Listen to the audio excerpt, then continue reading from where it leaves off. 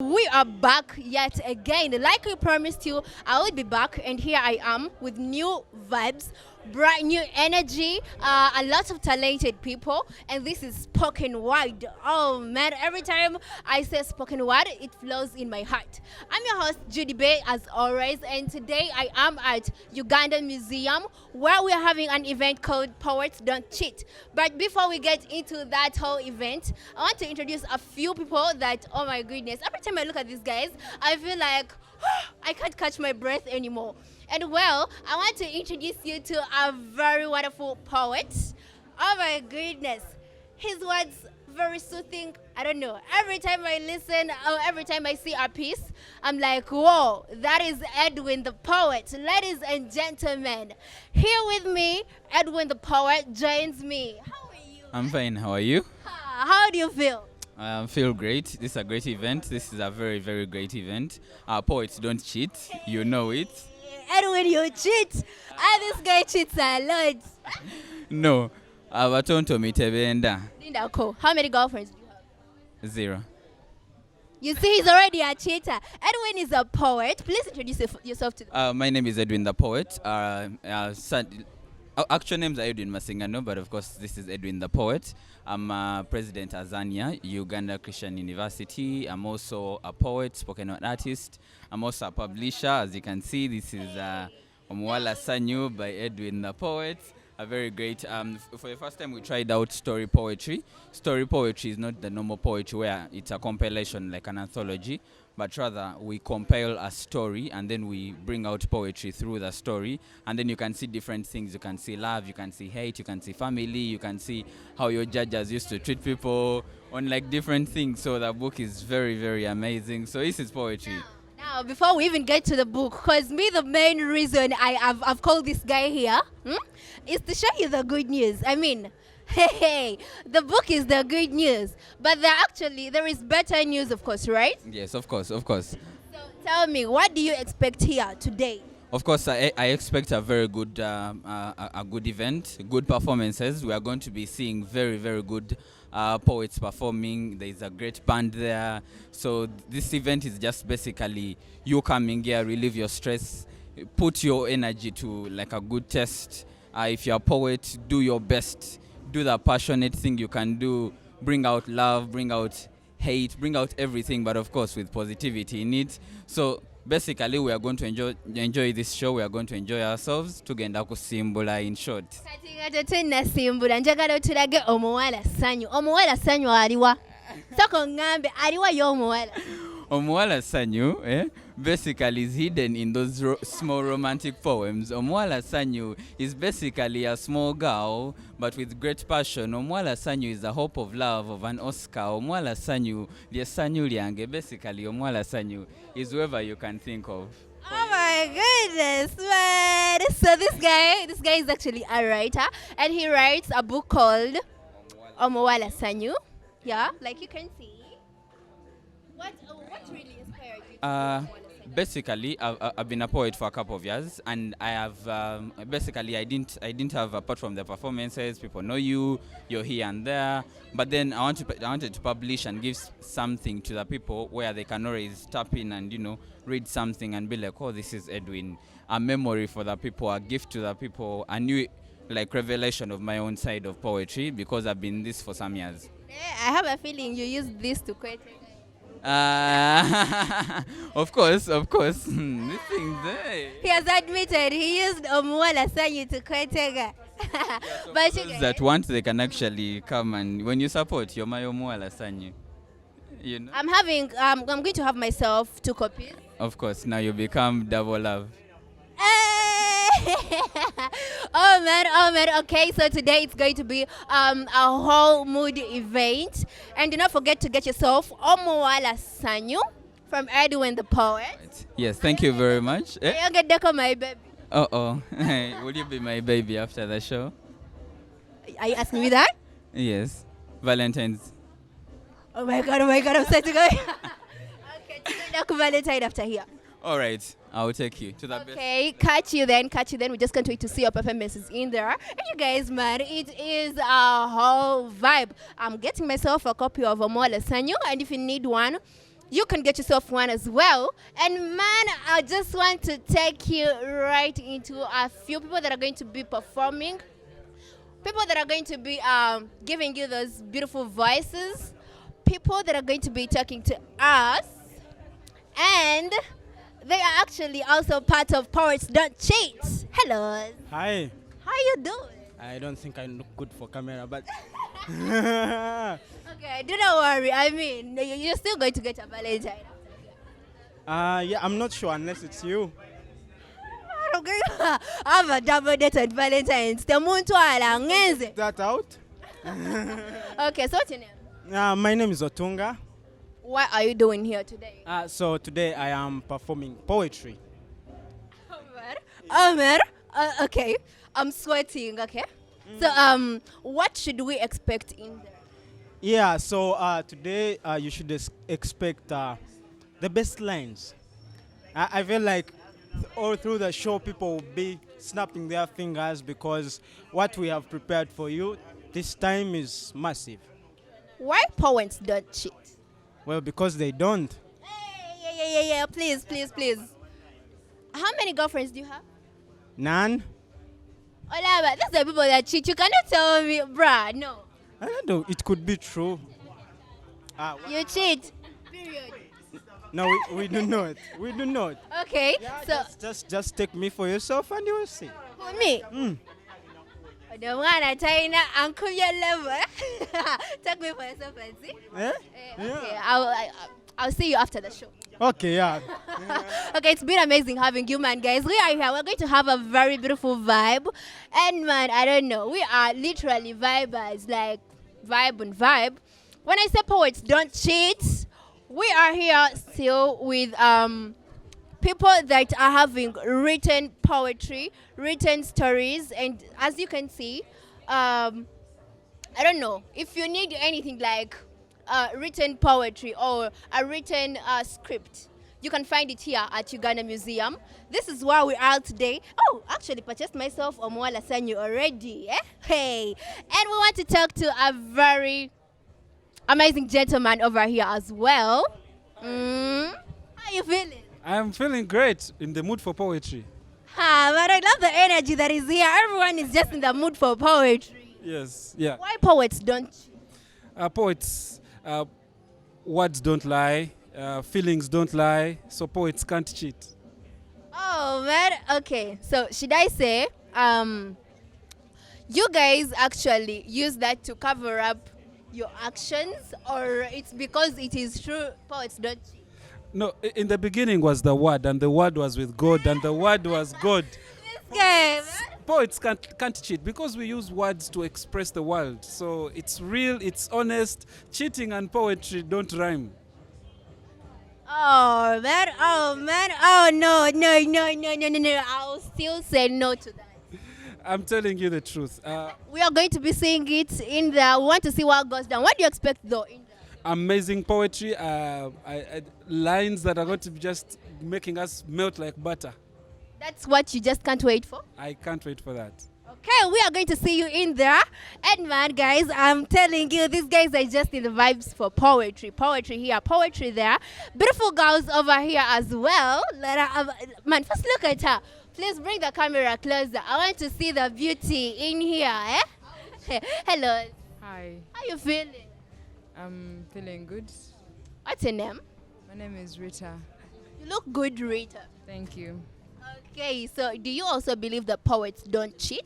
We're gonna believe that today, maybe. For today? Mm-hmm. Have you dated a poet before? No. Would you want to try a poet? Perhaps if I find one. My friend Edwin, have you had that? I hope you've had. I don't know. What do you expect in there? I think I'm expecting something more fun and emotional, perhaps. No, I like poets because they really speak out what's the reality, I guess, and it's amazing. Oh, man. Okay, thanks a lot. We're going to catch you in there, and we just can't wait to see what is going to be going down in the house of poets don't cheat. But right now we are going for a very short break. As we come back, do not forget to keep tuned on our show that is a spoken word with your host Judy Bay. Always give you what you deserve when it comes to poetry and spoken word. Catch you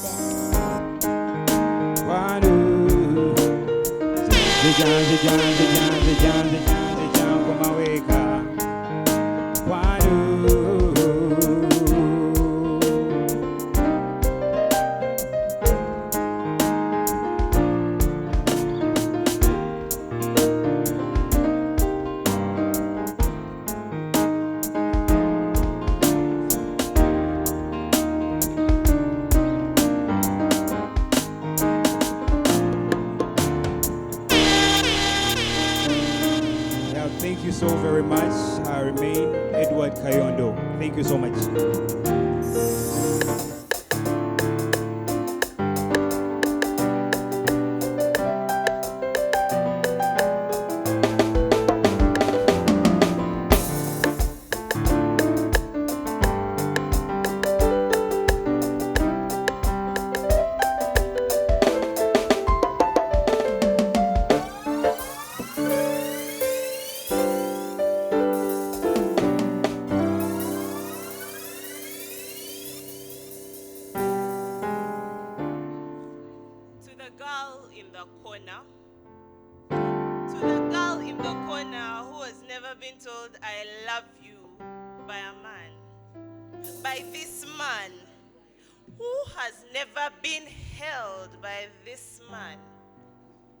Beware.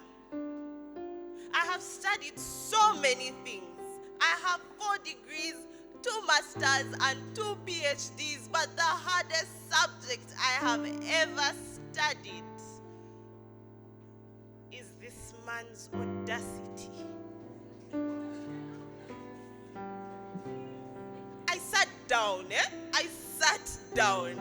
I read all the pages of his playbook, only to realize his last remarks were, "I'm sorry, these were all lies. You have just been played. Please like and subscribe for part 2. I don't mean to be rude. I don't mean to hurt you. It's not you, it's me. Listen, can we be friends, but with benefits?"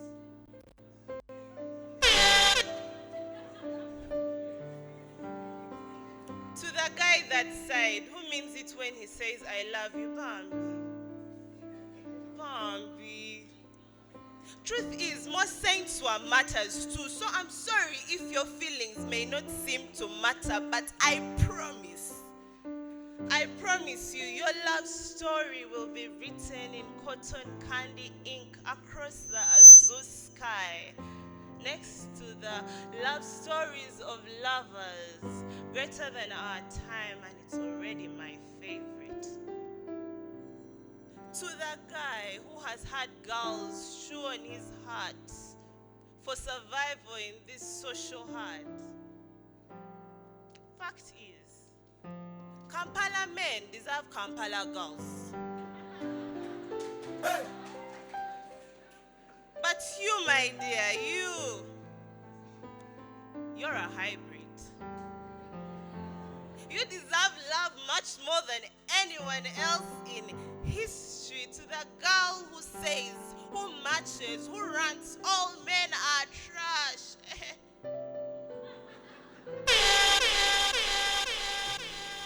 Okay, let's listen to her story. Perhaps her heart has been a true toy for all these skeletons that enter her closet between her legs just to steal a piece of meat from it, leaving her for dead, leaving her for empty. Friends, to love is not to discriminate. So I'm sorry. I'm sorry if the color of your skin, the size of your waist and the size of your hips. I'm sorry if the breadth of your chest, the size of your beard made love pack his or her bags and go away. I am sorry. This is to the lonely-hearted, to the broken-hearted and the heartless. roses are red, rubies are pink. You deserved love even before love knew it could speak. Thank you. So, one thing that I've noticed about people who drink, you find that even if they can't tell which leg is which, their fists are always ready to exchange, of course. So this poem is basically about such people and what is going through their heads, and it's called false confidence. So, you're drinking alone at the bar. Then you see a loudmouth trying to start a fight. Just before the bouncers take him out, in your stupor, you think to yourself, if he dares to come this way, first, I look at him and within I say, bruh, you don't want this fight. But the fool won't listen. So he'll send a left hook to my face and me jab, I'll jeer and with pity shake my head. I'll dodge the punch like I saw it from yesterday, and then I'll dance like Ali in a ring, and then like Bruce Lee make a high-pitched scream. I'll send a right hook to his jaw and patiently watch as he hits the floor. His friends will come to his aid and I'll smile as they grab their bottles and pocket plates. I'll sense an attacker from behind, and so I'll just somersault over them and grab his head mid-air, land, and then put his head underneath his legs. He'll smash his teeth and break his nose, and then from my right and left, two men will try to attack with their bottles aimed at my face. So I'll jump like the guys in the movies as they make their feeble attempt, and then mid-air, I'll kick them both with either leg, and then as I do this, it'll be a 360 turn, and then. But in reality, I'm on my 6th beer right now. And I'm not sure I do any of what I've said. But at the very least, let me get home tonight without falling somewhere in a bush or a trench. Thank you.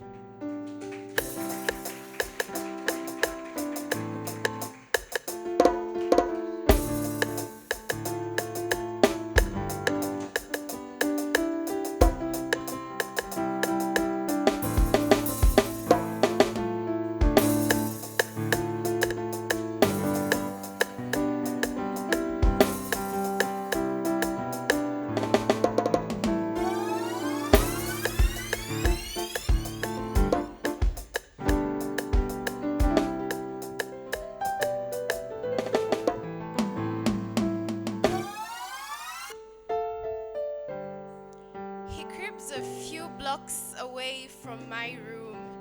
He's about 6 feet tall, a fair skin complexion. His lips are so rosy, red, and I presume he probably tastes like a freshly sliced watermelon.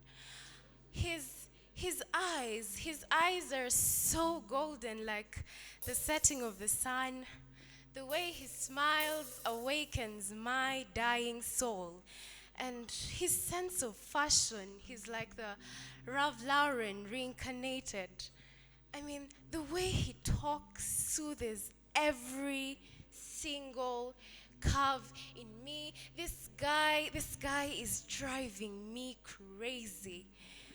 I mean, he just sleeps next door, and he just makes me have sleepless nights, and I just wish that I could lay by his side. And when I lay by his side, deep inside, I just want him to touch me, to subdue me, and to devour me and spoil me and leave me in pieces that I can't fix. But deep inside, I'm very scared. I'm scared because what if he doesn't feel the same about me? Or what if I enjoy too much and it just doesn't last? He passes by my door every single day, and all I want is for him to knock at my door and ask to spend some time with me, but he's just too busy. And I can't tell him how I feel because it's not in the place of a woman to woo a man, and I can't show him because I'm going to look desperate or needy. You know, the other night he asked me if I was a virgin, And I told him that I wasn't, and he told me that he wasn't too. And I felt like it was a perfect match, and all I wanted for him was to place an order for the delicacy, and I would serve him in full. At this point, I just don't care how many Joans, Nachirias, and Hadijas are on the list. Naye omusaja mwagala. I love this guy so bad. And he's just every single thing I have ever needed to feel complete. I know my life is full of a lot of love complications, but I met a man. He's a Muslim and I'm a Christian, but today let it be known that I am Hawa, not Diana. Because for him, I am going to convert to Islam. For him, I am going to learn how to read the Quran. For him, I am going to even learn how to cook luombo. Kubanga yangamba yeddira lugave. This guy is taking over every single part of me, and he's all I can think about. If you know him, please tell him that I am ready to lay down my life for him, because it's him.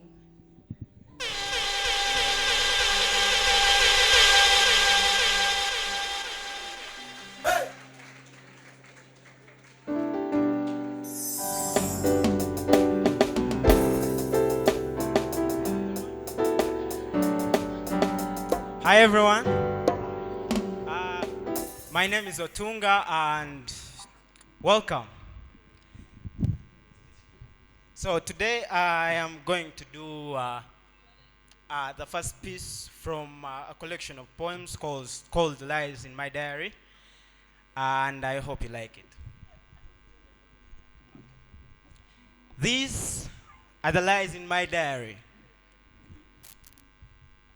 You're the girl of my dreams. Pause. You make my life complete. Now, pause. I don't feel myself when you're not around. I can't eat. I can't sleep. Pause. I love the way your hips sway when you dance. I think I would die for you. Pause. How can you take my heart before I give it to you? And how can I miss you before I even met you? Episode 1. I was 8 years old when I first had a dream about you.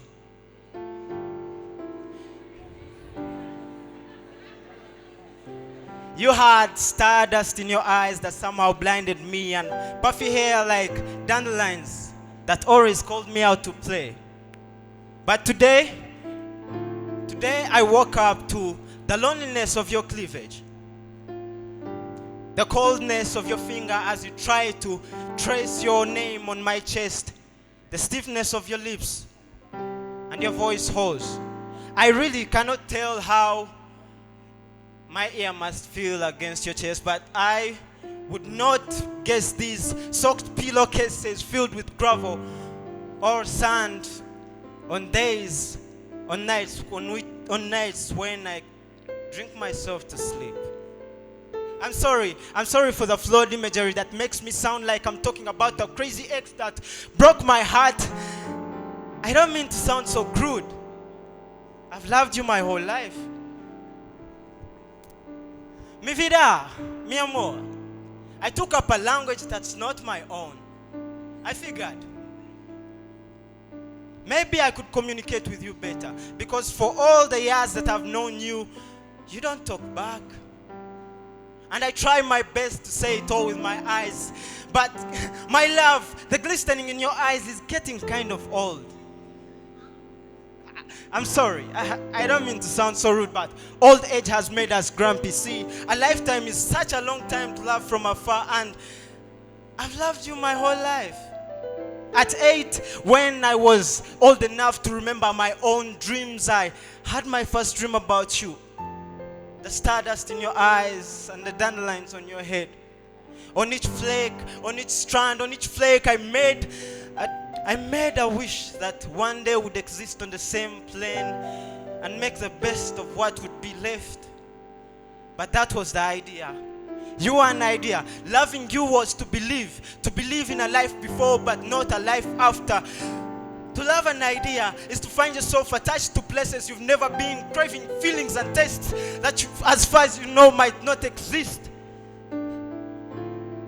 And then your mind breaks and you're breaking down, homeless in your father's house at 17, alone in the biggest crowds, lonely when she pulls you in for a hug. To love an idea is to watch the fire burn out, reluctant to feed it with wood as you wait for the sun. And then before you know it, you're cold and alone in the dark. And we all love ideas. We are all waiting. We wait for our soulmate, for the right person. And when I was 16, I met my idea. The dandelions in our eye, the stardust in our eyes, the dandelions on our head, thinned away, blown away with the wind, but I was still tripping over a throwback picture of her. So I keep looking for pieces of her in every girl I see. Gather them, love them, trying to make a perfect picture of her divine. Because that day, my idea got a name and nothing more. Today she's a lie, a fantasy I'll never get to live, an alibi I cannot prove.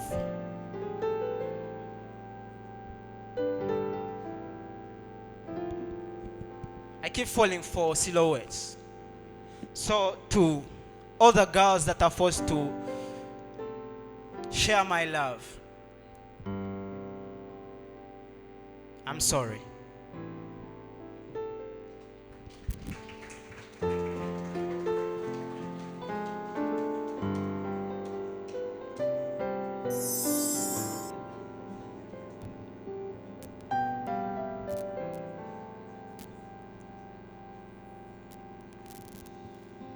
Welcome to the anxiety group, the kingdom of the sweaty palms and the racing hearts, where the women wrap themselves up tight and where the men bite their jaws until their teeth shrink. We are the beauty gods with fake smiles. We are the princes of panic attacks. We are the ambassadors of fake amokes, and there is no pride here, just pretense. We lack the discipline of emotional truth, and whether we are doing fine or not, you will never know. I welcome you all to the anxiety group. Nobody wants to be here. Me, I can't sleep, don't sleep. I make insomnia look professional. I make tossing and turning in my bed look like a deliberate move. When was the last time I went without sleep? 9 days without sleep. And the fun part is I do this shit to myself. Telling me to go and socialize is like telling a baby to remove mama's nipple from its mouth and take bottled milk instead. I welcome you all to the anxiety group, and apparently we're all going to die. Because while the woman to my left wonders and ponders about how a satellite is going to hit her, the woman to my right thinks it's actually going to hit a nuclear power plant, and then we are all fucked. You see, my black father says that only white people go to therapy. That's some white people shit. Well, I'm just here in this lifeboat surrounded by the 11 other most damaged souls. And none of us is ever going to heal. We know that. Hello. Hi, guys. Welcome to the anxiety group. Now, allow me break down to you who anxiety is. Anxiety is that person at the party that no one invited, who keeps asking questions like, is the music too loud? Are we breaking the curfew code? Will the neighbors call the cops? And then calls the cops to show them that we are having this party. Anxiety is looking for your keys while you're holding your freaking keys. Anxiety is you receiving a voice note that says, so, I need to talk to you. Call me later. And then questions start piling in your head. Talk to me. Is your mom dead? Is your house on fire? Did you get expelled from school? Wait, did your parents get a divorce? And then when you call them, they say, it's okay, never mind. Anxiety is that time you order pizza online, and after making your order, you accidentally say, I love you before hanging up the call. Anxiety is like an overly thoughtful, extra evil twin. Anxiety is extra. Anxiety is a funny thing. Until it's not. Until you're sitting at home alone, and your friends are texting, asking why you're not at the party. Anxiety is like being trapped into a speeding car heading over a cliff and not being able to escape because you're actually the driver. It's like having a chorus echoing in your mind where you never feel in sync with yourself, where everyone is singing the song but no one knows the lyrics. Anxiety is a funny thing until it leads you to depression. But still, some people see anxiety as a punchline.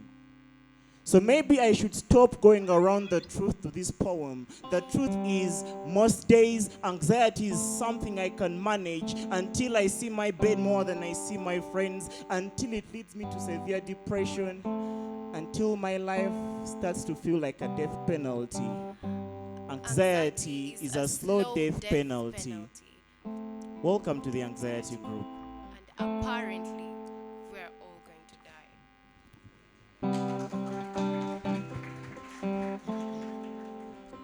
Hi guys, my name is Luz. Now I would like to apologize for starting late. Yeah, kawadeka kodio. So now I'm opening.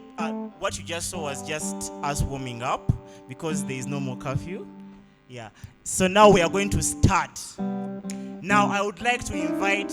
We are starting Poets Don't Cheat, the script. I would like to invite one by one. I would like to invite Sumi. Sumi, where are you? Yeah, despite what you might see, Sumi is not the most beautiful girl I've seen. Despite what you might think. I would like to invite Joan, the poet. I think Joan has 20 fans, you guys. I counted, you clap. Joan, the poet. Yes. I would like to invite Otunga. Otunga has 23 fans. You guys, Otunga is your man. Otunga, please come on the stage. Joan, this mic compliments your height.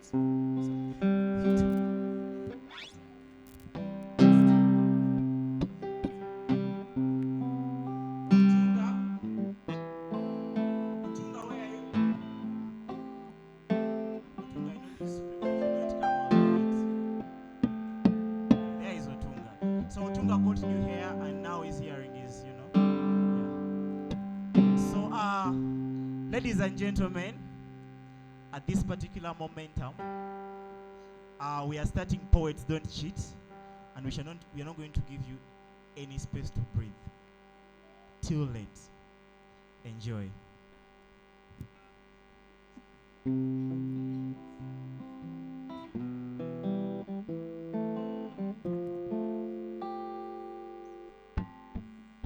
He told me he got my number from the number line.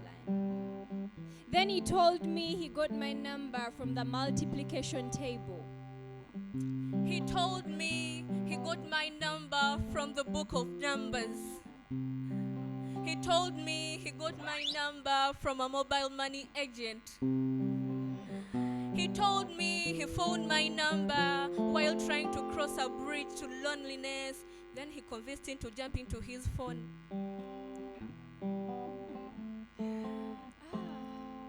Then he told me he bumped into my number while he was walking through the valley of the shadow of my beauty.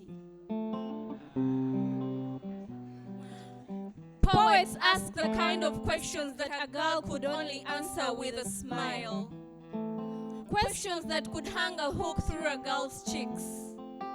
Questions like, how did you do that thing that you did to my heart? Where do you hide your wings, Angel? How many stars in the galaxy do you think explode each time you smile? A poet's eyes are like a place that everyone can see is burning, but no one can feel the effect of the smoke or the heat of the flames. So I asked him, what is love, Mr. Poet? Love. Love is not being able to explode even when you're the one holding the bomb. With a poet, intimacy comes easy, clothes come off even easier. Everything about a poet feels comfortable. Sometimes you end up falling asleep in him just to know how it feels to be part of his skin. When I asked him about heartbreaks, he told me his and mine were elastic and that they could never stretch to the point of breaking. Until one day he finally cheated. Poets don't cheat. Says a guy who can still trace another woman's skin on his fingertips while holding me. Poets do not cheat. Says him who used words to make me mistake anxiety for heart-shaped butterflies. Poets don't cheat. Says a man filled with sharpness and greed hiding inside his underwear. And it's annoyingly funny how I keep looking for him in every other boy that I meet. A poet will cheat. When your face isn't pretty enough in the way he prefers, a poet will cheat. When what lies between your thighs isn't what he prayed for, a poet will cheat. Because of the way you tie your hair, or if your giggle isn't dreamy enough, a poet will cheat. He told me true love hides so many lies, that she meant nothing to him. He told me to try to understand him. He was drunk. He barely remembers her voice.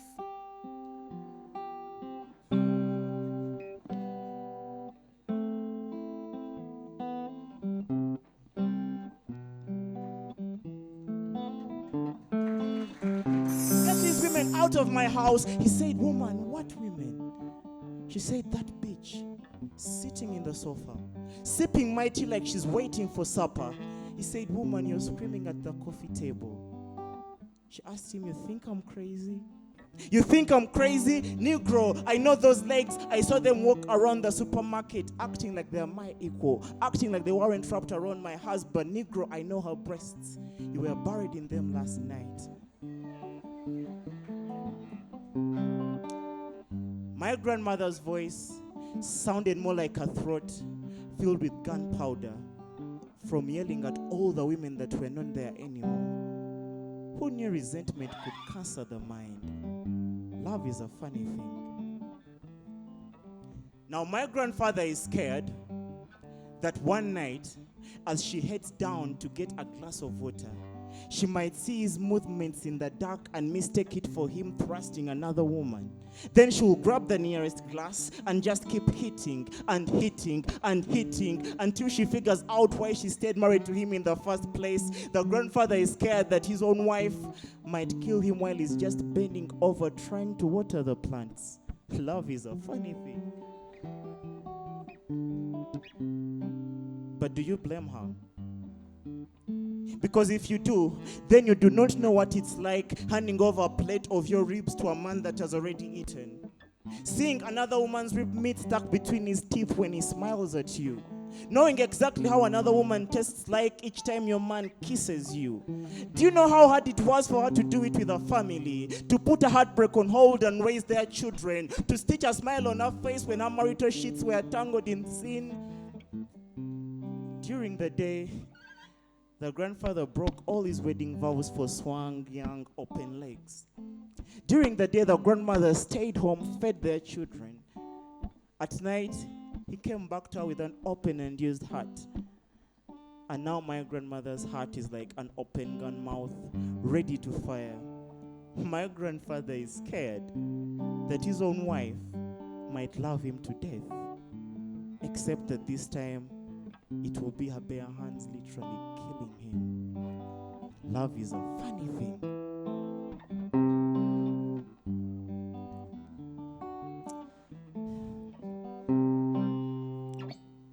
So to the next love in my life,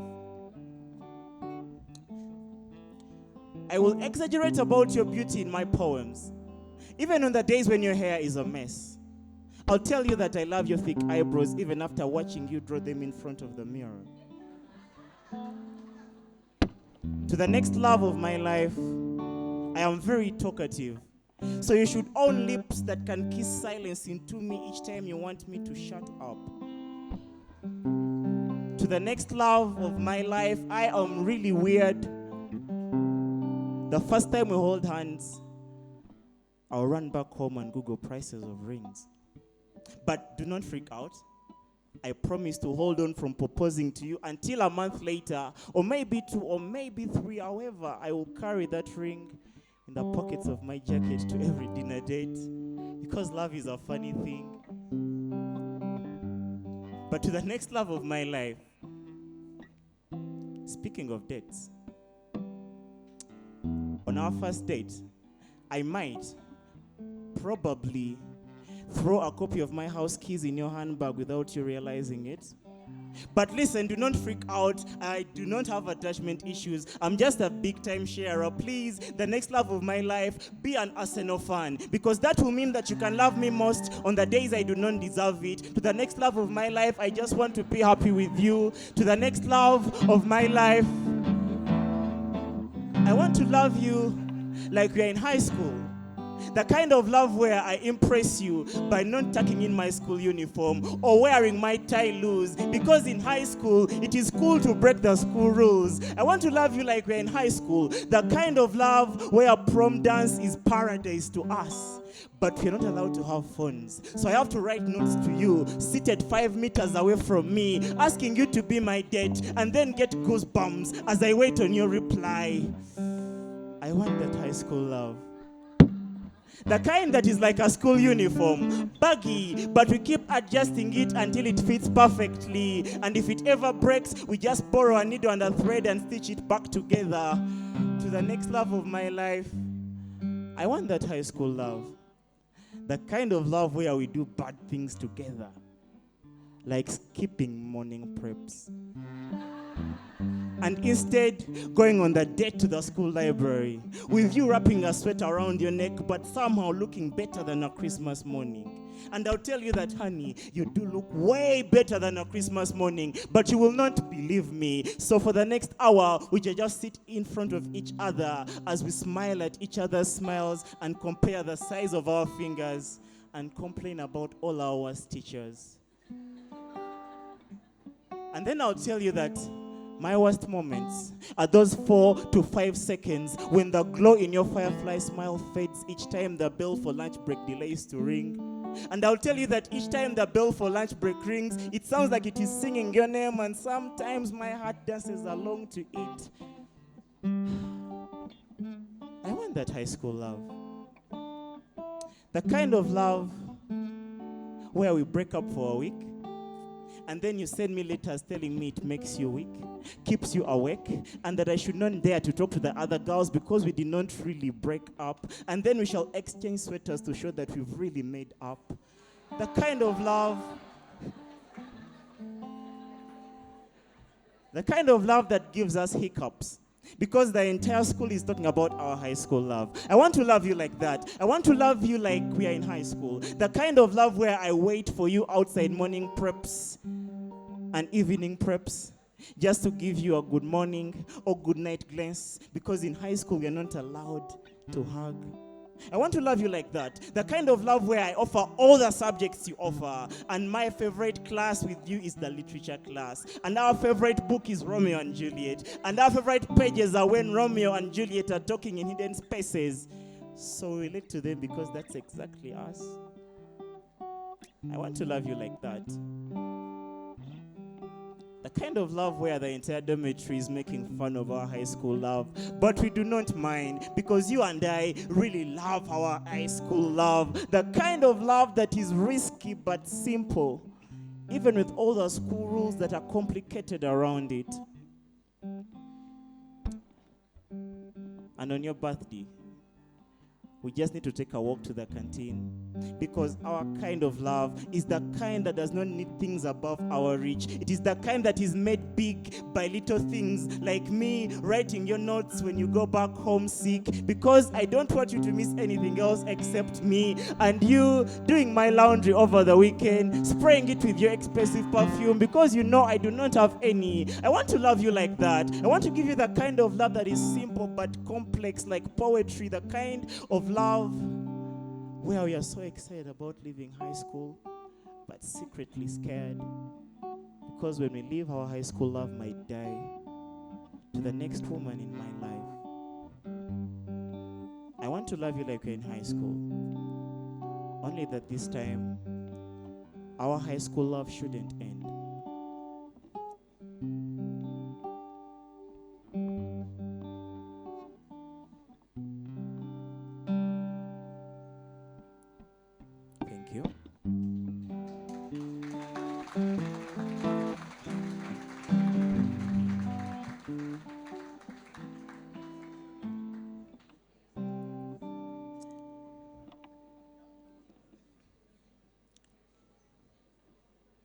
Hi guys.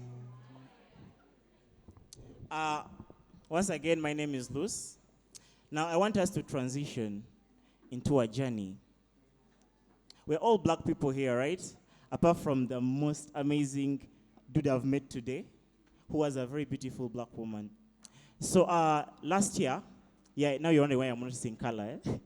Last year I did a project with Button Poetry.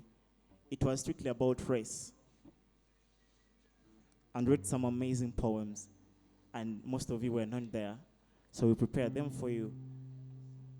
Now, before I go into that poetry, I want to tell you about the statistics of race, of the black race. Now, you see, the history of slavery involves a lot of black race. The history of slavery is a long, untellable story. It's filled with tragedy and pain. After 400 years, white people still wonder why the black people are stuck to that part of history. But the truth is, there isn't enough time on the clock to heal a moral virus. And in this case, the traumatized ones happen to be the entire black race. Now you see, I'm not trying to dig up the past, because the past was never buried in the first place. To this date, black people still walk with their fears in their pants. Each step they take feels like they're crossing a lifeline, because they're always trying to keep up with the survival guideline that their black mothers whisper to their ears as bedtime story when they're 5 years. My black child, do not walk while bouncing. That will cripple your black soul. They will mistake you for an animal. The only thing I ask of you as you walk down the street is to come back home safely, because I will not open the door to your bullet-filled body covered in blood. You see, that is a mother warning her son about the dangers of his beautiful skin color. Have you ever seen a black man walk? Have you ever seen a black man walk? When a black man walks, death is always taking pride about how his footsteps are the easiest to find. Have you ever seen a black man walk into a room? Wait for it. Wait for the orchestra playing beneath his feet. Wait to see how many women hold their purses so tight until their knuckles grow numb and their fingers turn pink. Wait for the black man's apology. As simple as, I am sorry for being black. White privilege and black privilege. They're different in a way that only one of the two has the privilege. Have you ever taken time to evaluate the term black privilege? Let me break it down to you. Black privilege is the memory of a slave ship.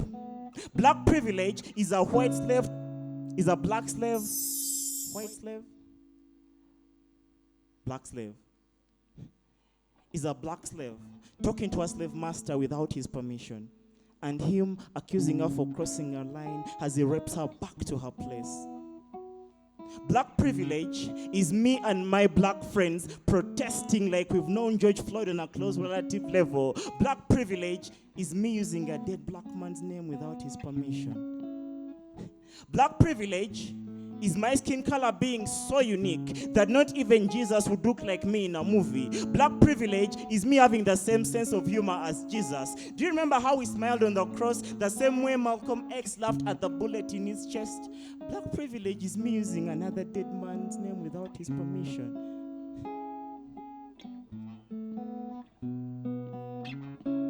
Black privilege is the time a little black boy was asked what he wanted to be when he grows up. And he said, alive. Now, white privilege is the way the white teacher laughed at him and said, little boy, I'm afraid there is no course unit for that. And you see, it's tiring for everything about a black skin to be a metaphor, for everything black to be pun intended, to be death intended. Black privilege is discovering after 400 years of slave trade history that time does not heal. Time steals. Because time stole our black culture away from us. Time stole our great-great-grandparents' loved ones away from them. Black privilege is us realizing that time steals is a white man's concept. That time heals is also a white man's concept. Black privilege is black people using the quantity of their pain to stick together. Black privilege is the consolation black people feel when they finally get to know that on some days there was more loneliness in a slave master's heart than in his slaves'. Black privilege is the clapping you're all dying to give me at the end of this poem. And you see, I tried to write a love poem the other day, but my fingers wouldn't move. My black skin became so pale, like it did not trust me anymore, like it felt I was treading in its history for another person's comfort in the audience. You see, the breath in a black person's mouth is strong enough to scare justice out of a white judge's mind during a court hearing. Black privilege is me saying, when I die, at least my death will go viral. Black privilege is you thinking that is enough. Black privilege is us thinking that poem is enough.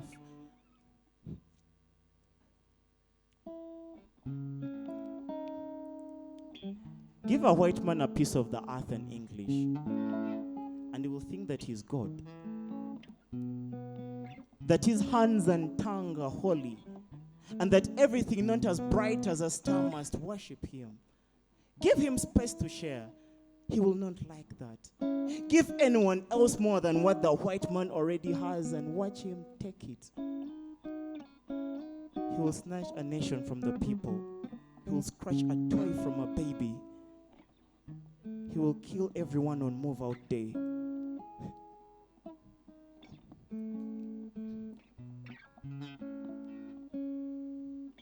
Black people, do you remember your history?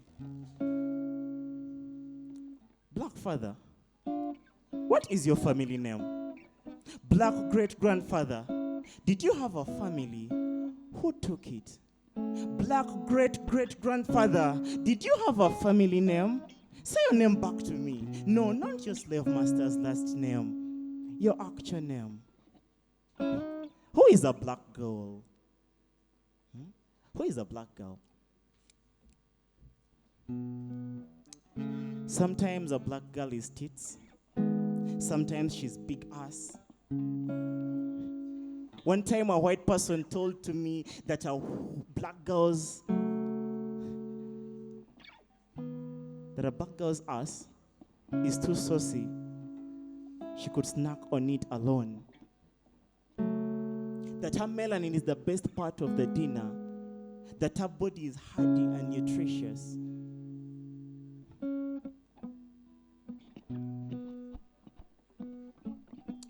But if you ask a black girl who a black girl is, then she'll tell you that this black on my skin carries weight. You might not believe her at first, but think of it as bricks with fire flames strapped to her back. By the time you tell her they are there, she will not believe you because she will have grown so accustomed to the burning weight. Black people, what else are you besides your history?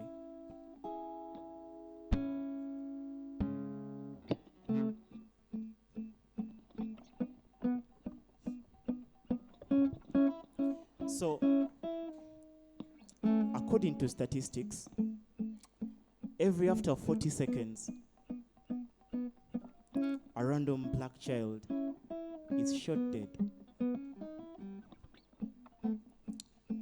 That means that in the last 5 minutes, exactly 4 people died. And one is about to die. They're dead. Count 40 seconds, cross out a life for just an hour. Tell me, how many lives do we lose in a day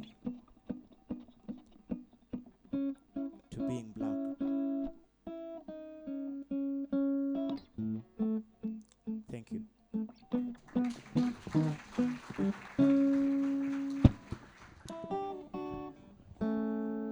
So, short story.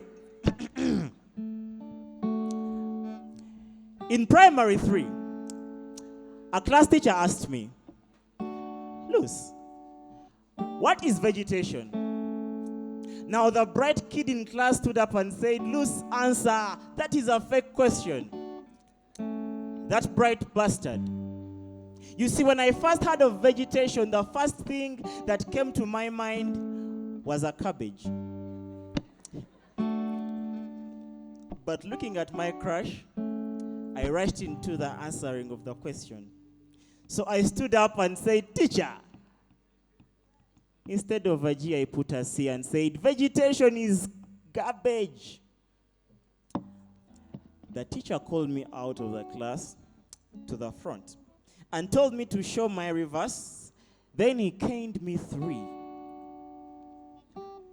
But I was a hard guy, so I did not drop a single tear. I got up to approach my seat, and the teacher on duty walked in and said, is that Luz? He told me to come back to the front and go down for more 3. Now I was pissed and I knew this was crime. I had to report it. So I attempted to get out of the class.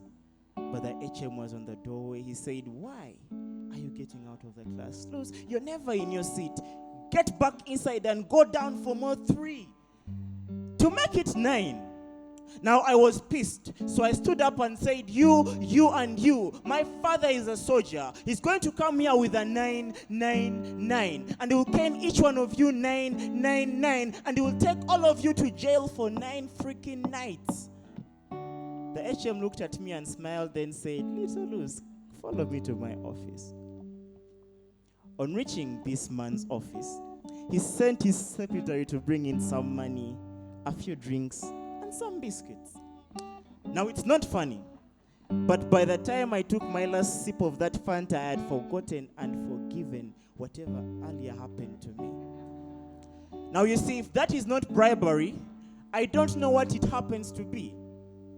That's why my jaws drop when I hear a politician say that, hey, vote me, because when I get into parliament, I have a way to end corruption. Mr. MP, how do you plan to strong a fully grown lion like corruption in parliament when you could hardly strangle its little lion cub like bribery in schools? where the school committee chooses who to become HP, even if all the kids hate them, where Mr. No Brains but more money gets to sit and pass the exam. You cannot possibly strangle a fully grown lion before you hurt its little lion cub. And you see, we all pay our taxes to zero, right? Right? But they are used to buy an MP a new tuxedo. I see no change apart from the change in the president's cars and bodyguards. Kampala streets are cold. Tycoon or chief is what all the thieves are called. You wonder why the thieves are? Go into parliament, you'll find them. Separated with flasks and mics, finding ways to mask their lies and trash our lives. How can we be safe in this community where insecurity is within the security? Where is the promised peace and unity? Because you and I cannot drive this country to prosperity with old batteries. I mean those leaders who are over 70 but still insist on offering civil services, claiming that we the youths are not ready. Are you not ready? You see, they have failed to create jobs, but they blame the sports betting and say, Luce and his friends are not ready. Are we not ready? Because the dirty roads in our villages have never seen their feet. The hospitals they built 30 years ago need serious treatment. But there's still a motion in parliament arguing that 30 million is not enough for that MP. But now that same MP comes to me in the times of voting and says, Luce, vote for me again. I feel the same pain that you feel, but does he? Does he really feel the same pain I feel if he has a piece of meat stuck between his teeth? It looks like Mr. MP has been biting on my country's ribs. But that's okay. Rib meat is sweet for all the politicians to feed on. And you see, we cannot run away because Uganda is our home. If we were to do any running, we would run to the opposition, but they are useless. This is how. The opposition is filled with so many weak leaders, and they are weak because they keep fighting amongst each other while trying to sell their souls to the highest foreign bidders. I mean, most of them actually once worked with the old guy, so they have the same mission. So, Mr. MP, if you had big dreams that you could not pursue at 16, you're now clocking to 75. Give up. Because your eyes and body are covered in sleep. Even in a parliamentary session, you sleep. So you do not need an iPad. A mosquito net is what you are meant to receive, because all you do is sleep. Yes, Mr. Politician, you sleep.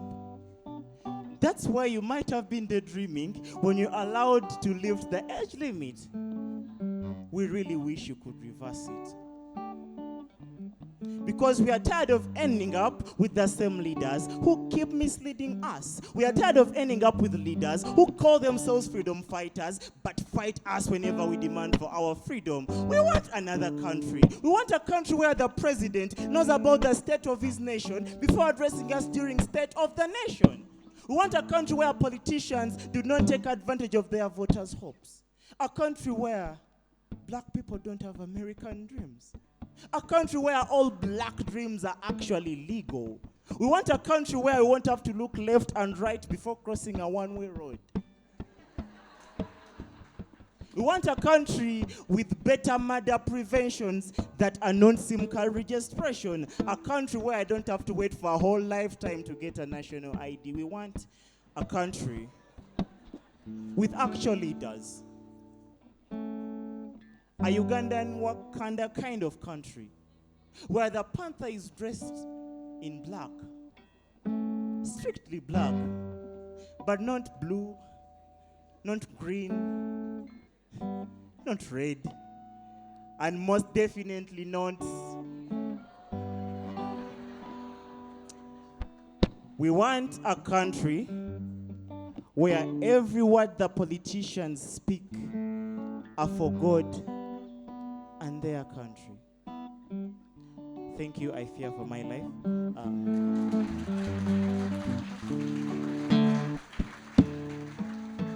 So my name is Luce the Poet, and at this particular moment, I would like to invite this guy, the smartest poet we have today.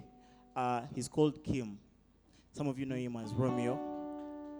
Yeah, apparently Kim does poetry, but he can afford a suit. Corruption, eh? Yeah. So we are going to have Kim with a poem and better English because he's in a suit. And then after we shall have Sumi with another poem. Then we shall have the live band, man. Approach. These guys have to see your suit. My name is Kim, and the stage name is actually Romeo. The lights are really too strong, but anyway. Poets don't cheat. Okay, that sounds really cool, but don't you think they're snitches at least? Poets don't keep secrets, do they? Because surely if you try to date a guy like me, I will not keep secrets.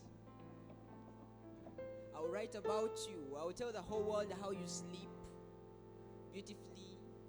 I will tell the whole world how you sound like a generator while in sleep, but still beautifully, kind of like a reggae song. So that's what poets do. And when you break his heart, obviously, it's gonna be your name all over the poems. Diana Mukwano. Why did you have to leave me drown in this ocean of love? Yet I honestly told you that I cannot swim. That's what poets actually do. So anyway, ladies and gentlemen, please listen in to the lessons at heart. That's the poem I'm going to perform now. I used to think that when people say I love you, it meant that it's you and only you. For such words, only to you they did say. Kind of like a copyright that you own.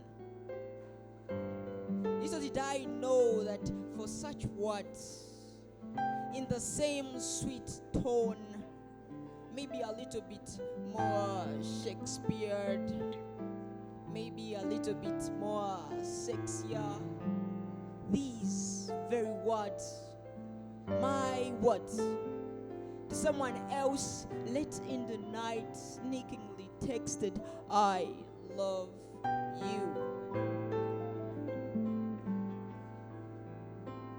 I love you. These words used to break my walls. There is some vibration that would tickle through my feet. My knees would quiver as if being shocked by thousands of volts. These words used to bully me. I used to cry, sing, dance. I didn't care who was watching. For all that ever mattered were these words. I love you. Till I grew dull and pale, worn out and out of strokes,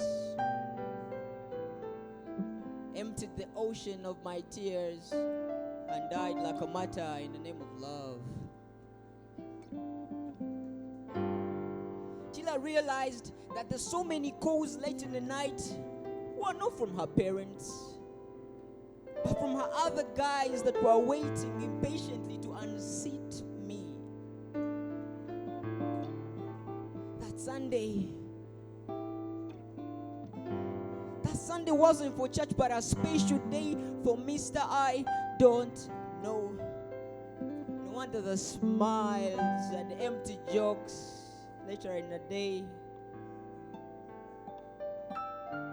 Till I realized that these words are as empty as a straw that only sucked me empty of my happiness. Now listen how empty and envious I sound. These are lessons at heart. Ladies and gentlemen, Romeo is my name. Guys at the back.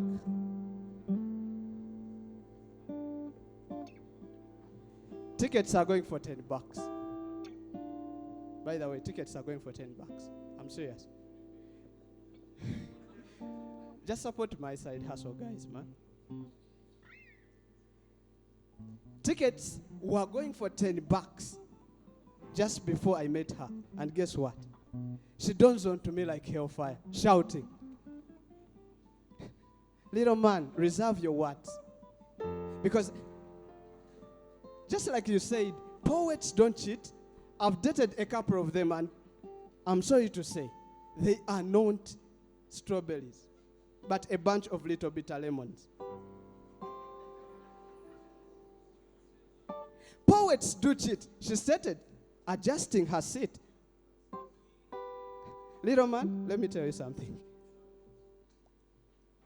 For poets, it's not about the masculine biceps and triceps, but their armor is simply an arsenal of words. Words to which cheaters rhyme, songs to which they sing, and beats to which they groove. As an enthusiastic poet, my soul murmured within my medulla as she unleashed her venom, stating her life was experienced verdict.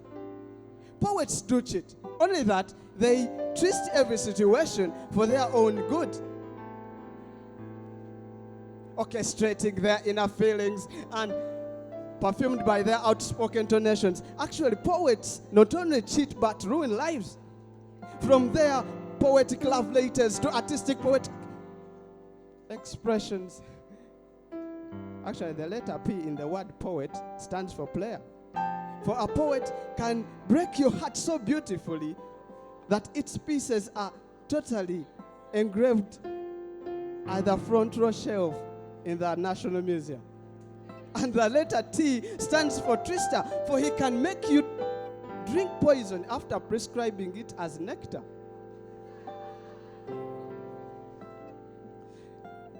You see, toyina kyotugamba. Poets do cheat. They cheat with their crafty lines. They cheat with their every bit of themselves. Actually, for a poet not to cheat, it's like the sun rising up at dawn, and you don't expect it to set. They are the masters of drafting conversations that have led to single motherhood and single parenting. So, I state my verdict, Mr. Poet, unless you have anything to say. I understand you're all wondering how this story might have ended, right? The guy who came to sell his tickets was left stranded, perplexed, wondering what to say next, until she grabs that ticket off my hands, and off she goes. And then she says, "You see, reserve me that ticket and that seat, actually at that front row seat, because it will be good and nice to watch the so little cheaters claim not to cheat."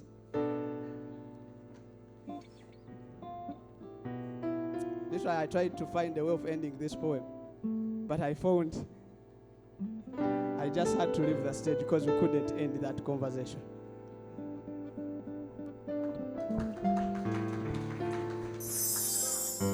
I am sick. I am sick of keeping many contacts of people I don't talk to or even hope to. So let's talk about it. I am sick of the fake feelings, fake texting, fake emojis, fake energy.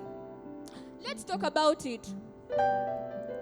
I am sick of you thinking everybody should be like you are the king of the Jews. Excuse me. Let's talk about it. I am sick of living in denial, feeling special with the Nile for a while. Let's talk about it.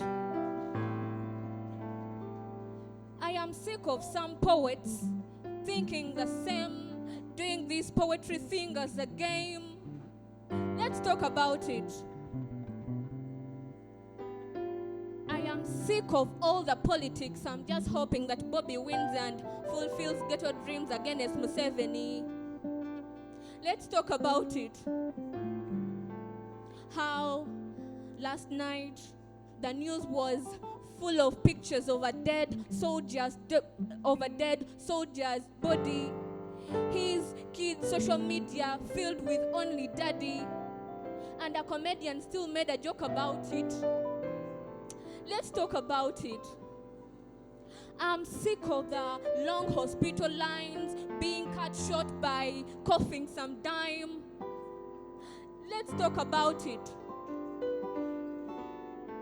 I am sick of most of these rappers sounding average, misleading kids in college. If they have courage, let's talk about it. We have the mainstream filled with mainstream fish that cannot swim deep. Let's talk about it. I am sick of this ex trying to keep around, saddening the only happiness that I found. Let's talk about it. I am sick of not doing my best. Every time I think about it, I ruin my rest. I assume I have stress. Let's talk about it.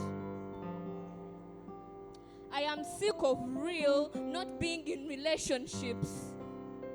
My married friend can't call me and fail to mention the chicks he wants to get in shits. Let's talk about it.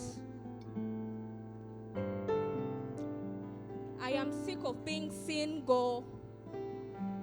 Sin comes easy. There is a morning every after evening. Let's talk about it.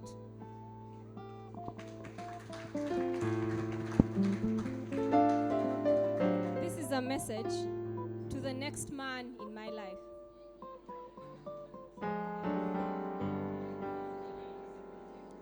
To the next man in my life. You should own a gun. Because there are days when my insecurities need to be put on gunpoint in order to leave me alone. There comes a time when my emotions are all over the place and they need to be tied somewhere in order to leave me alone. So you should come holding a leash in your hands. The next man in my life should treat me the way a midwife treats a newborn baby. He should hold me the way he holds her skull. He should look at my smile like a kid watching a magic show. He should talk to me like I'm a suicidal victim threatening to jump off a rooftop.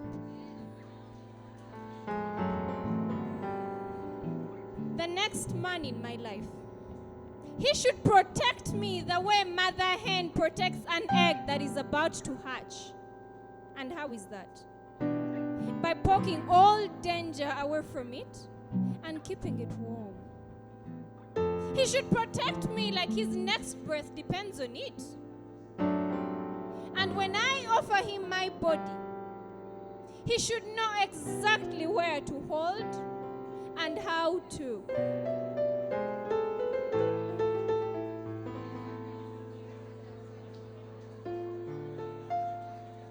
The next man in my life. Oh, the list goes on. The next man in my life. He should own eyes that function like bandages, so that each glance that he gives me covers all my damages. And on my low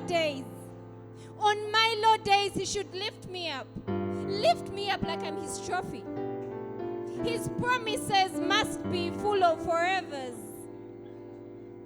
and his arms must be strong. Yes, strong enough to carry my insecurities off my mind each and every morning. And if he can't, he should let me go. Let me go to the next man in my life.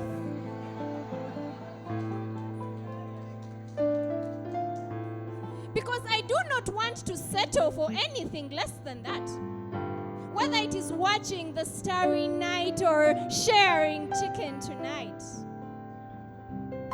To the next man in my life, things like X's and Y's should end. Because the only reason why I expect to be yours is because I have something that your exes don't. And that's a soul.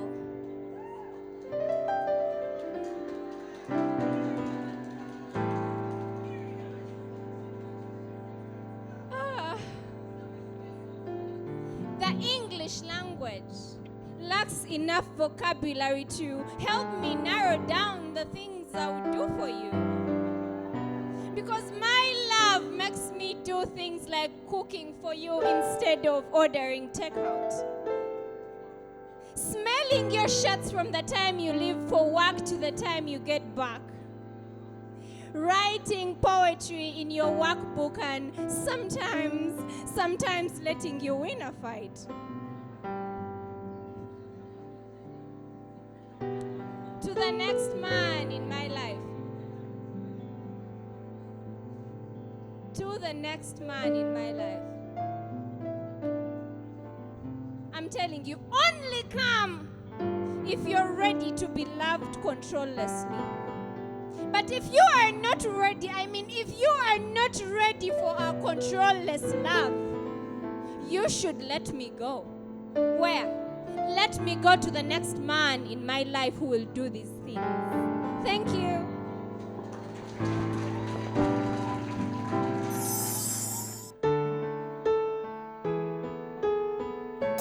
I think this song is for the next guy I'm going to love. I feel like when I get that guy,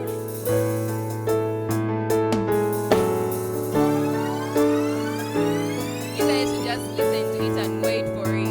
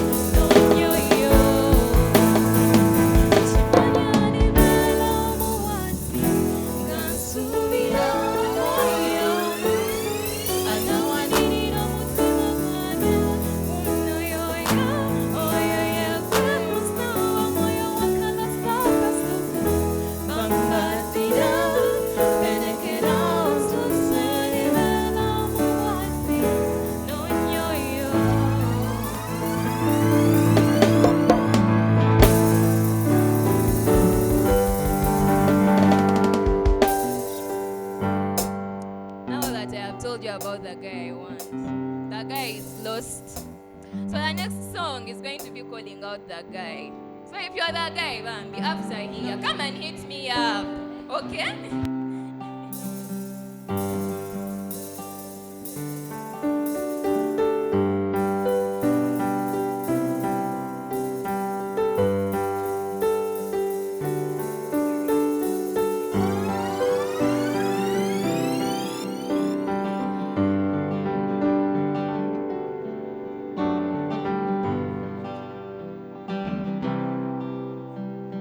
To that guy, kakebe gozanya mpaya kagobako koyo kukunonya werage obudde buzibye lwaki tokowa kuzanya werage kuba nonya sa nembura nze nembura werage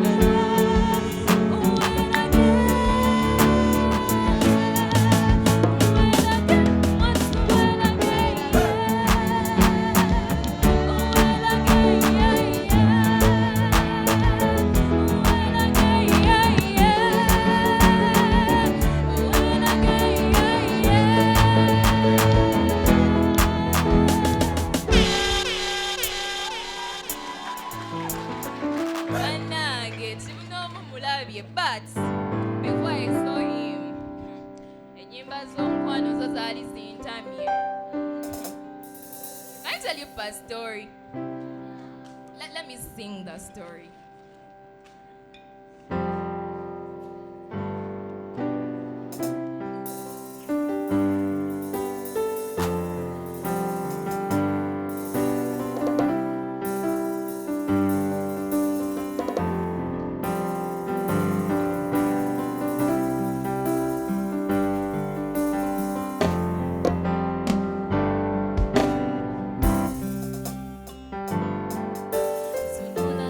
Yo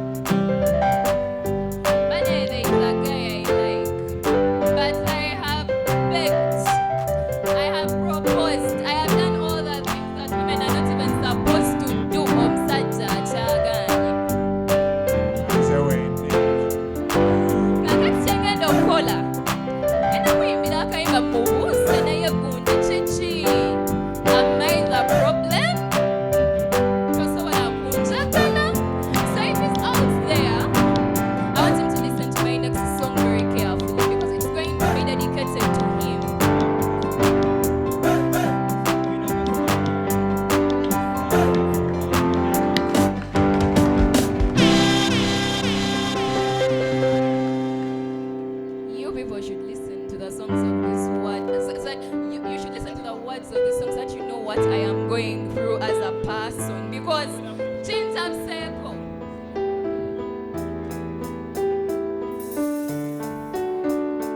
And you got me like, girl, what you want from me?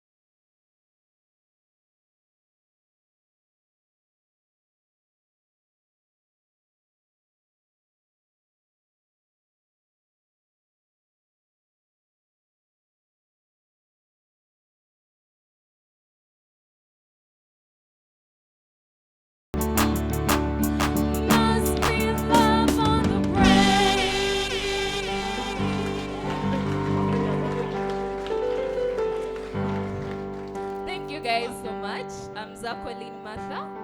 It was a pleasure performing